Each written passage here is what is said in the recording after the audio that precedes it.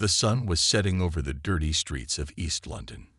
5 teenage boys walked with loud steps and louder voices through the narrow alleys. They were the kings of Cherry Lane, or at least that is what they called themselves. Danny was their leader. He was tall with spiky black hair and a mean smile. The other boys were Mike, Leo, Sammy, and Tom. All of them wore the same black jackets with red stripes on the sleeves. These boys did not have much money or fancy things. They did not have big homes or new phones. What they did have was each other and their games. But their games were not nice. Their games were mean. They laughed at old people. They broke windows in empty houses. And lately, they had found a new game. "Look, there it is again," Danny said, pointing at a small brown dog that was eating scraps from a knocked-over trash can. The dog was thin with patches of fur missing. One of its ears was torn, and it walked with a limp. This dog had been on these streets for a long time. It knew how to stay alive.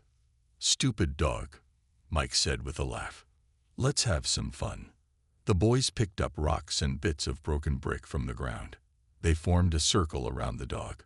The dog looked up at them with sad brown eyes. It did not run away. It was too hungry to leave the food scraps behind. "Go on then," Danny said to Leo, who was the newest boy in the group. "Show us you're one of us." Leo looked at the small dog.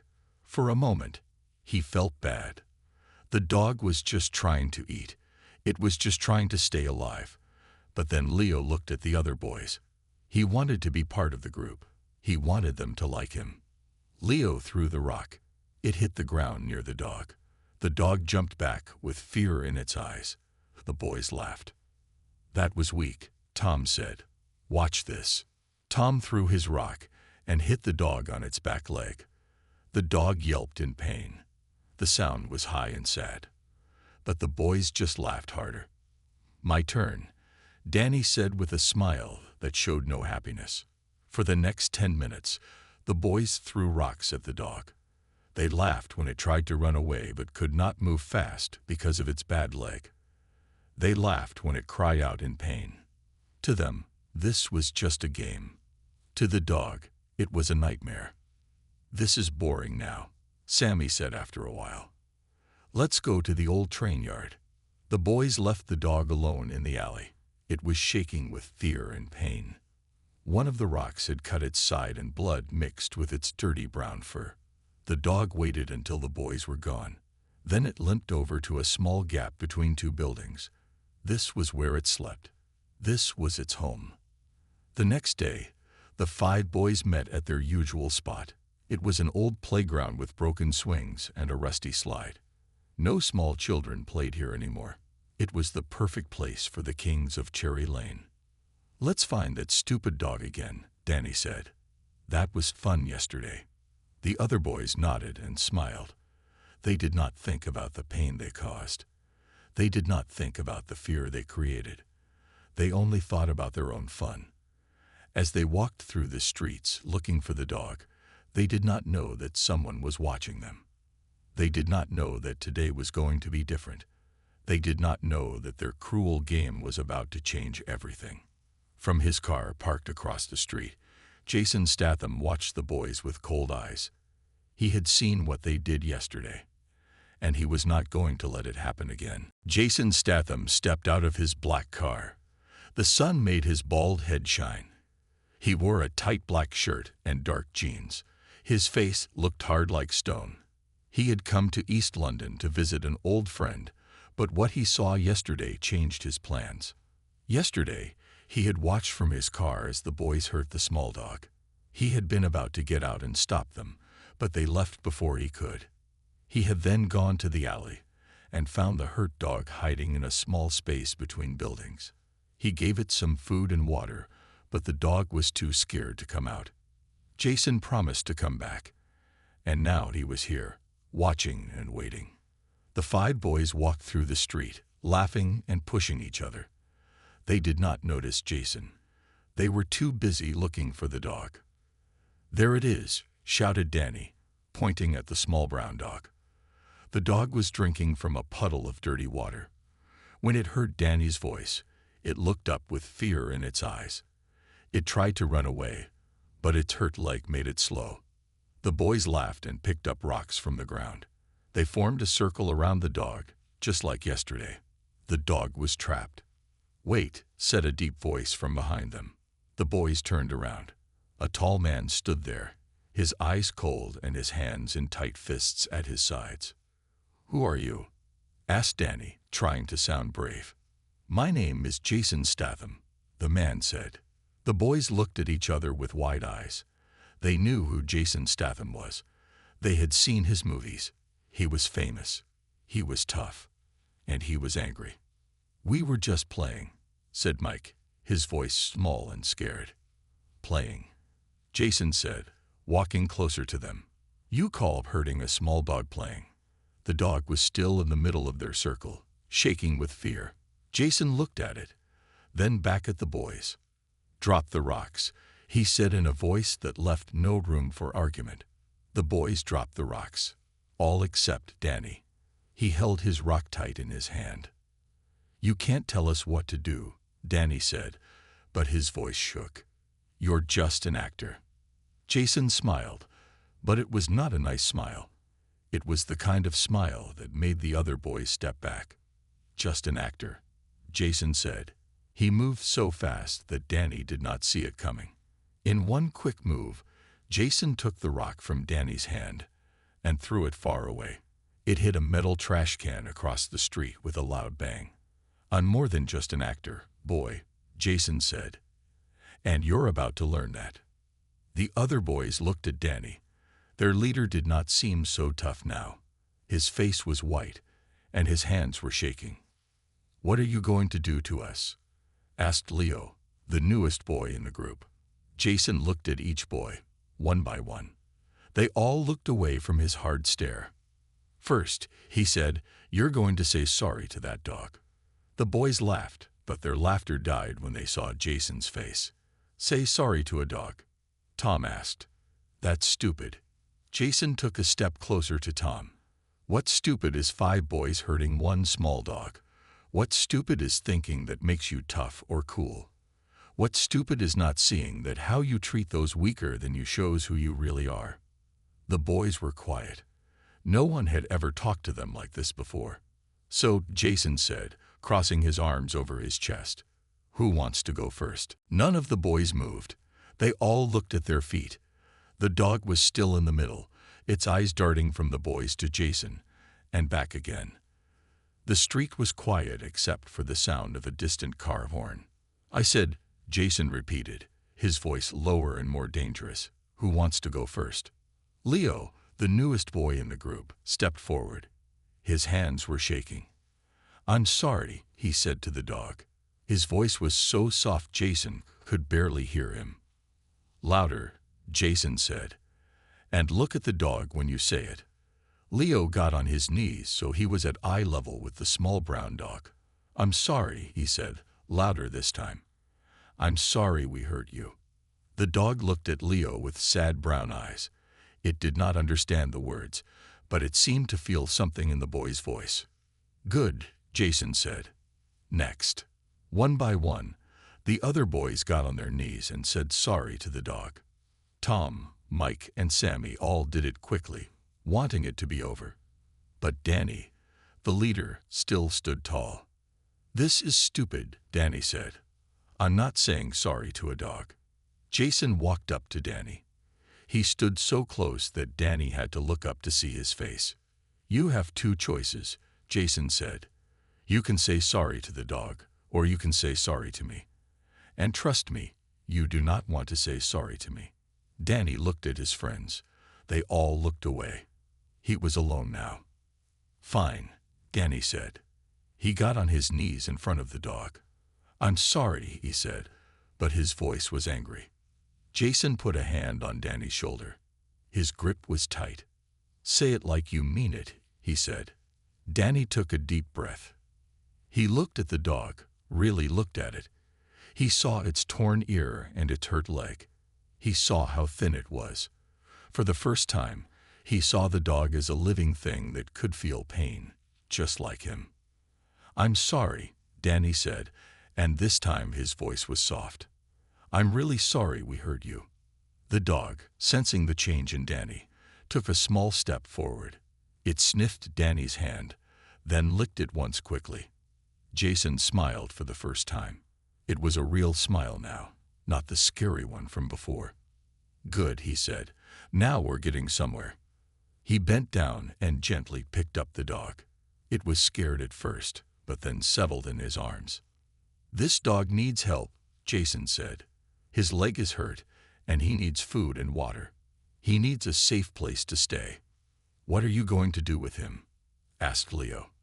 I'm taking him to a vet, Jason said. But that's not all. You 5 are coming with me.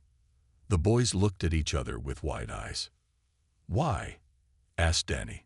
Because your lesson is not over yet, Jason said. Not by a long shot. Jason walked to his car with the dog in his arms. He opened the back door. Get in, he said to the boys. They all looked at Danny. He was still their leader.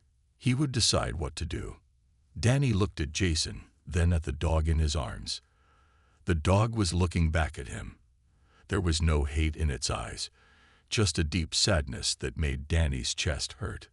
Let's go, Danny said to his friends. We're going with them. The 5 boys got into the back of Jason's car.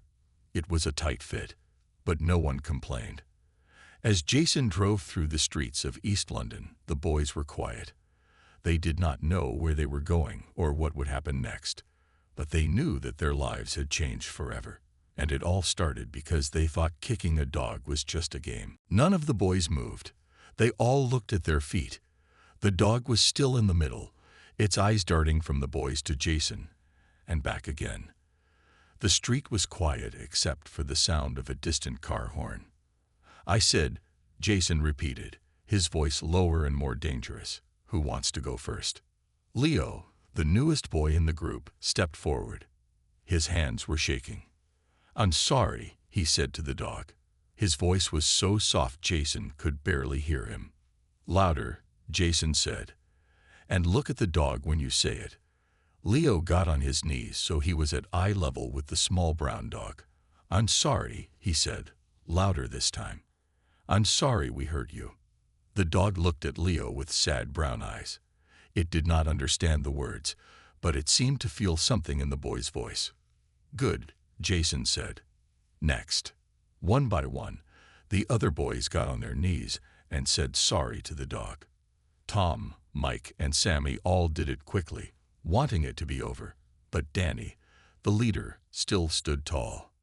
This is stupid, Danny said. I'm not saying sorry to a dog. Jason walked up to Danny. He stood so close that Danny had to look up to see his face. You have 2 choices, Jason said. You can say sorry to the dog, or you can say sorry to me. And trust me, you do not want to say sorry to me. Danny looked at his friends. They all looked away. He was alone now. Fine, Danny said. He got on his knees in front of the dog. I'm sorry, he said, but his voice was angry. Jason put a hand on Danny's shoulder. His grip was tight. Say it like you mean it, he said. Danny took a deep breath. He looked at the dog, really looked at it. He saw its torn ear and its hurt leg. He saw how thin it was. For the first time, he saw the dog as a living thing that could feel pain, just like him.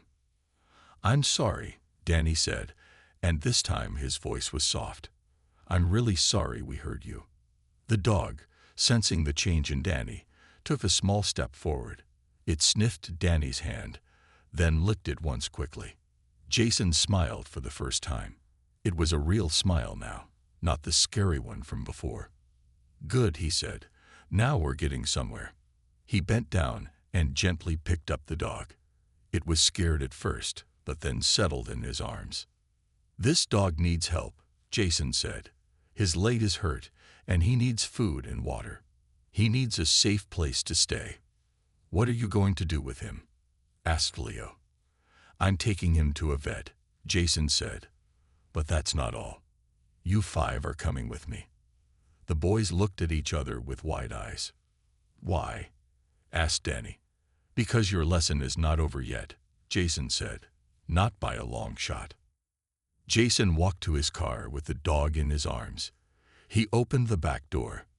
Get in, he said to the boys. They all looked at Danny. He was still their leader. He would decide what to do. Danny looked at Jason, then at the dog in his arms. The dog was looking back at him.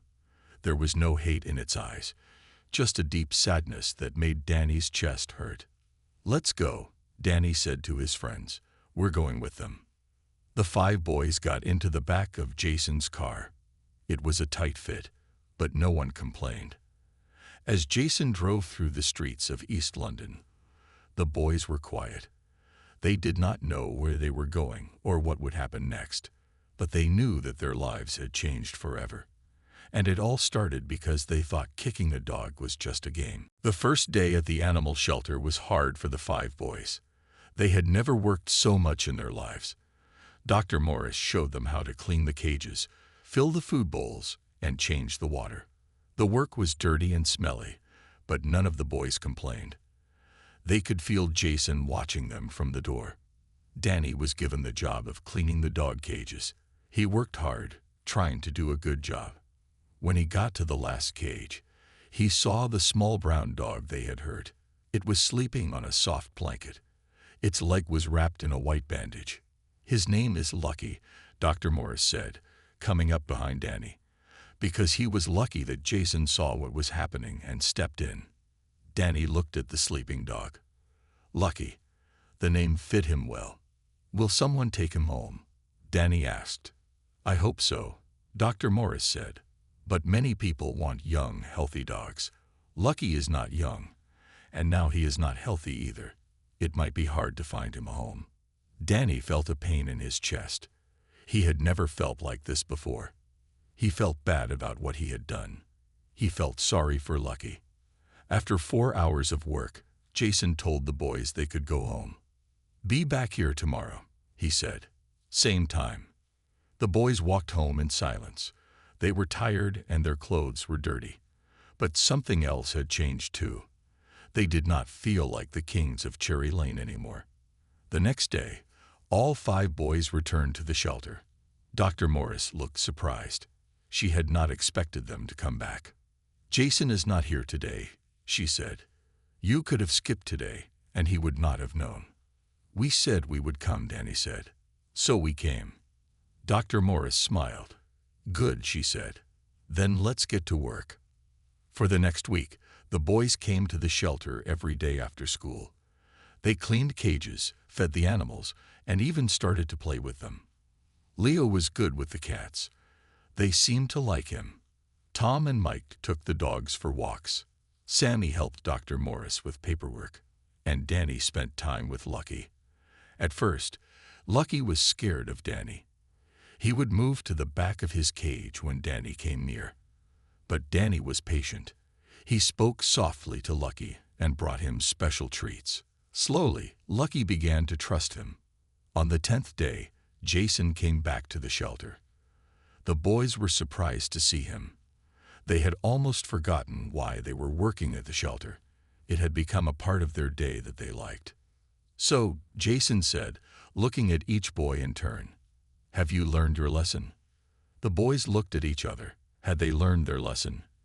They were not sure what the lesson was supposed to be. I think we have, Danny said at last. We learned that animals have feelings too. They can be hurt and sad, just like people. And we learned that hurting something weaker than you does not make you strong. It makes you weak. Jason smiled. It was a real smile, not the scary one from before. Good, he said. That's exactly right. So are we done? Tom asked. We don't have to come back anymore. Before Jason could answer, Dr. Morris spoke up. Actually, she said, I could use some help around here. If you boys want to keep coming, I would be happy to have you. The boys looked at each other again. A week ago, they would have laughed at the idea of working at an animal shelter. Now, they were not so sure. I want to stay, Danny said. I want to help take care of Lucky until he finds a home. Me too, said Leo. And one by one, The other boys agreed. Jason watched them with a proud look on his face. The lesson had been learned. A month passed. The boys came to the shelter every day after school. They no longer saw it as a punishment.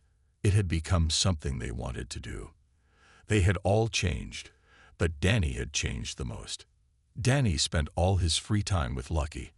The small brown dog was getting better. His leg was healing well, and he had gained weight. His coat was shiny now, and his eyes were bright. But he still did not have a home.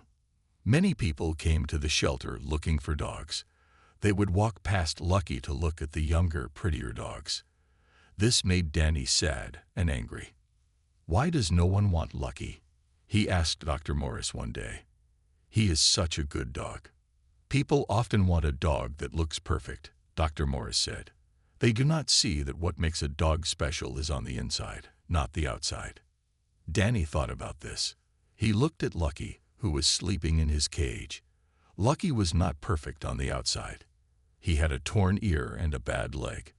But Danny knew that Lucky was perfect on the inside. He was brave and kind, even after all the bad things that had happened to him. That night, Danny had a hard time sleeping. He kept thinking about Lucky. He thought about how sad Lucky looked when people walked past his cage. He thought about what would happen to Lucky if no one ever took him home. The next day, Danny came to the shelter with a plan. He had talked to his mother about it. At first, she had said no, but Danny had told her about all the work he had been doing at the shelter. He had told her about how he had changed. And most of all, he had told her about Lucky. "I have something to tell you," Danny said to Dr. Morris when he arrived at the shelter. "What is it?" Dr. Morris asked. "I want to take Lucky home," Danny said. "I want to give him a family." Dr. Morris smiled. "I think that is a wonderful idea," she said. "But taking care of a dog is a big responsibility. Are you sure you are ready for it?" "I am," Danny said. "I will take good care of him. I promise." Dr. Morris nodded. "I believe you," she said. "Let me get the papers ready." When the other boys arrived at the shelter, Danny told them his news. "You are taking Lucky home?" Leo asked. "That is great." "Yes," Mike said. "He will be so happy with you." The boys helped Danny get everything ready for Lucky. They picked out a new collar and a leash. They filled a bag with dog food and treats. They even found a soft dog bed that someone had donated to the shelter. When everything was ready, Danny went to Lucky's cage. Lucky wagged his tail when he saw Danny, like he always did now. Danny opened the cage door and put the new collar around Lucky's neck. "You are coming home with me," Danny said softly. Lucky seemed to understand. He licked Danny's hand and made a small happy sound. As Danny was about to leave the shelter with Lucky, the door opened and Jason Statham walked in. He looked at Danny holding Lucky's leash, and he smiled. "I heard the news," Jason said. "I wanted to come and see for myself." "I am taking Lucky home," Danny said proudly. Jason bent down and patted Lucky's head. Lucky wagged his tail even harder. "You have learned your lesson well," Jason said to Danny. "Taking care of someone weaker than you makes you stronger, not weaker." Danny nodded. He understood now. The lesson had never been about saying sorry or doing work at the shelter. It had been about learning to care for others, about becoming a better person. "Thank you," Danny said to Jason, "for stopping us that day, for making us see what we were doing." Jason smiled and stood up. "No," he said.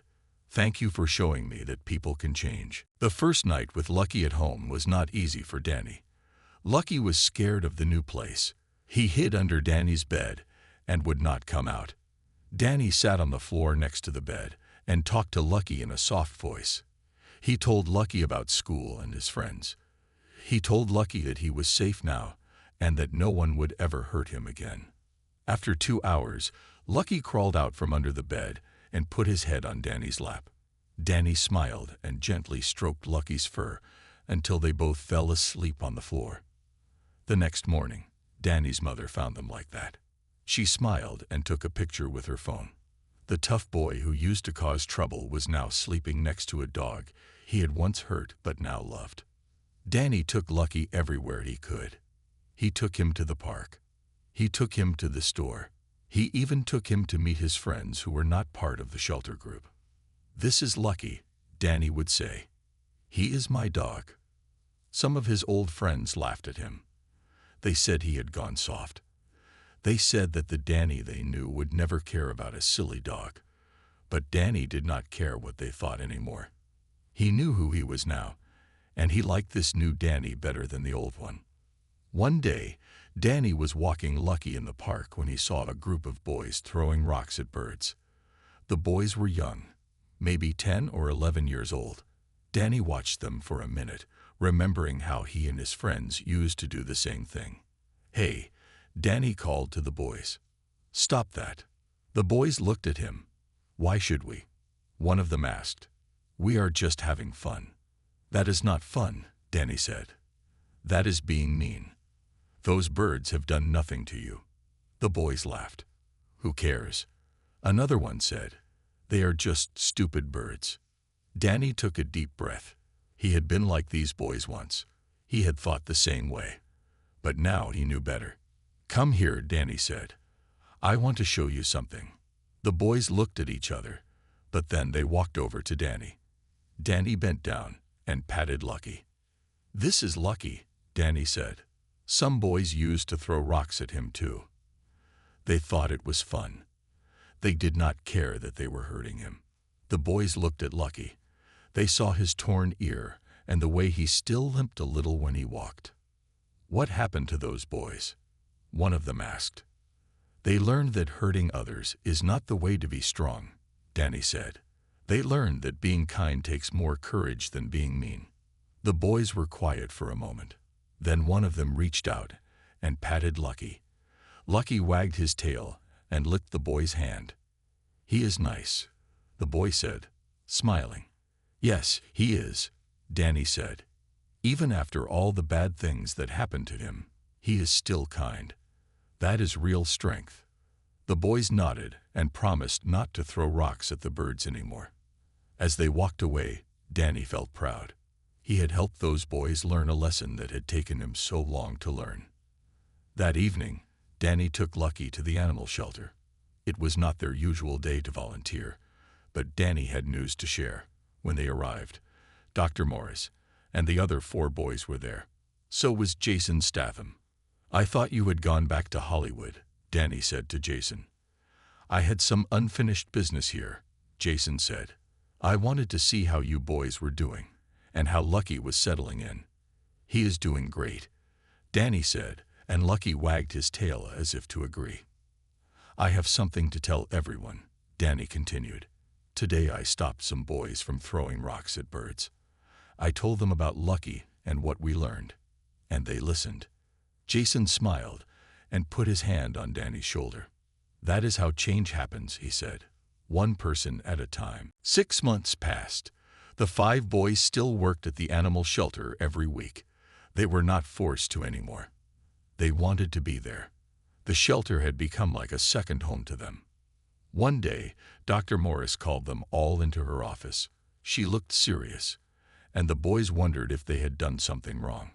"I have bad news," Dr. Morris said. "The shelter is running out of money. We might have to close in 2 months." The boys looked at each other in shock.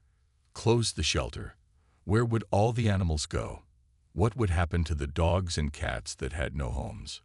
"There must be something we can do," Leo said. "We could try to raise money," Mike suggested. "But how?" Sammy asked. "We would need a lot of money." They all thought hard. This shelter had changed their lives. They could not let it close. "I have an idea," Danny said suddenly. "Let me make a call." Danny took out his phone and walked outside. The other boys watched through the window as he talked on the phone. They could not hear what he was saying, but they could see that he was excited. When Danny came back inside, he was smiling. "I just talked to Jason," he said, "and he has a plan." 2 weeks later, the boys stood in the park near their old neighborhood. A large crowd had gathered. There were tables set up with food and drinks. There was a stage with speakers.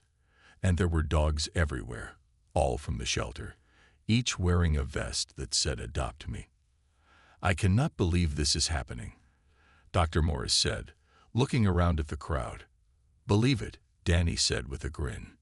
Just then, a black car pulled up. Jason Statham stepped out, wearing sunglasses and a simple black shirt. The crowd began to whisper and point. Many people took out their phones to take pictures. Jason walked up to the stage and picked up a microphone. "Thank you all for coming today," he said. "This event is to raise money for the East London Animal Shelter, a place that is very special to me." Jason told the crowd about how he had seen boys hurting a dog 6 months ago. He told them about how those same boys now worked at the shelter, taking care of animals. He did not use the boys' names, but everyone knew who he was talking about. "These boys learned that kindness is stronger than cruelty," Jason said. "They learned that helping others feels better than hurting them. And now, they need your help." Jason explained that the shelter needed money to stay open. He said that he would match every pound that was donated today. Then he introduced Dr. Morris, who talked more about the shelter and the animals. The crowd listened and then began to line up at the donation table. Some people gave a little money. Some gave a lot. Some filled out papers to adopt a dog or cat. By the end of the day, the shelter had raised more than enough money to stay open. As the event was ending, Jason walked over to where the 5 boys were playing with some of the shelter dogs. "You did good today," Jason said to them. "You all did good." "We could not have done it without you," Danny said. Jason shook his head. "I just made a few calls," he said. "You 5 did the hard part. You changed. You became better people." The boys smiled. They knew he was right. They had changed. The boys who once thought hurting a dog was a fun game were gone. In their place were 5 young men who cared about making the world better. "What happens now?" Tom asked. "Now," Jason said, "you keep doing what you are doing. You keep helping at the shelter. You keep being kind. And you remember that real strength comes from lifting others up, not pushing them down." The boys nodded. They would remember. How could they ever forget?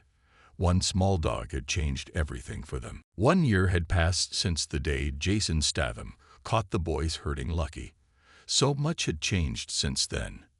The animal shelter was doing better than ever. After the big event with Jason, many people in East London learned about the shelter. More animals found homes. More people gave money to help. The 5 boys were still there every week. They had become important for the shelter. Dr. Morris even gave them small jobs and paid them a little money. But they did not do it for the money. They did it because they cared. Danny and Lucky were still the best of friends. Lucky was healthy now and full of energy. His leg had healed well, though he still had a small limp. It did not slow him down. He loved to run and play in the park. One sunny Saturday, Danny took Lucky to the shelter as usual. When they walked in, Dr. Morris smiled at them. "Danny," she said, "there is someone here who wants to talk to you." Danny followed Dr. Morris to her office. Inside was a woman in a nice suit. She stood up when Danny came in. "Hello, Danny," the woman said. "My name is Sarah Lewis. I work for London Youth Programs. Dr. Morris has told me about you and your friends."